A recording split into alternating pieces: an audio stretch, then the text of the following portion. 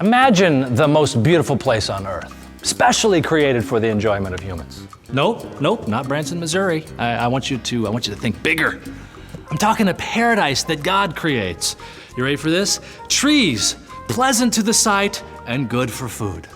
Flowing rivers with an abundance of gold and precious stones. Yes, I'm describing the Garden of Eden in the book of Genesis. All for humans to cherish and enjoy, for humans whom God placed in the garden. Remember Adam and Eve?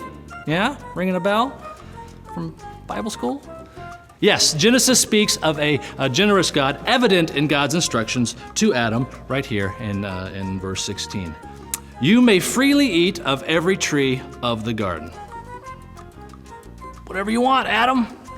It's all yours. This paradise, this heaven on earth, the world is your oyster. And hold on.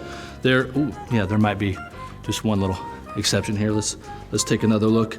And the Lord God commanded the man, you may freely eat of every tree of the garden, but of the tree of the knowledge of good and evil you shall not eat. For in the day you eat of it,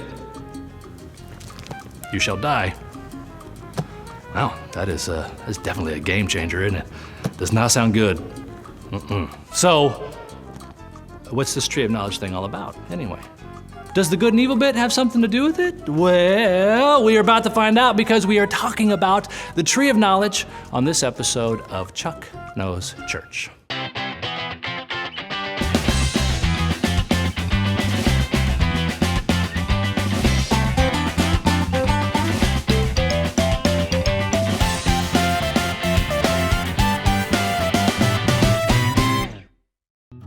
So, what is it about this tree of the knowledge of good and evil that makes it forbidden to Adam? Or should we say, forbidden to humans?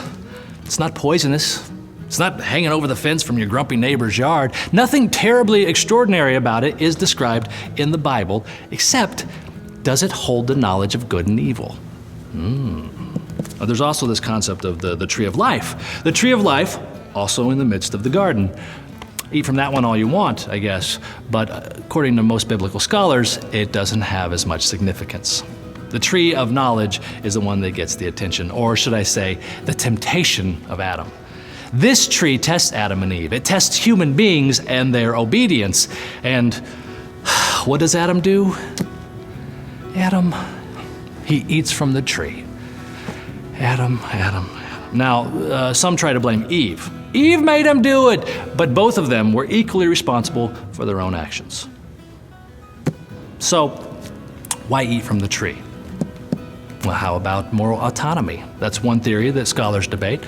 Some argue the tree of the knowledge of good and evil represents the human desire to live apart from God. When God prohibited Adam and Eve from eating of this tree, God was in essence saying, I have your back. I have provided for you. I will help you with this good and evil thing, with what is right and what is wrong. I will be your provider. But when they violated this command, well, a burden we will forever be saddled with. The freedom to choose between good and evil, between right and wrong. No longer living in total dependence on God, but independently of God. For this denial of their dependence on God, Adam and Eve are driven out of the garden, never to return. Given the gift, or is it a burden of free choice? If you'd like to know more, be sure to ask your pastor. Tell them Chuck sent you.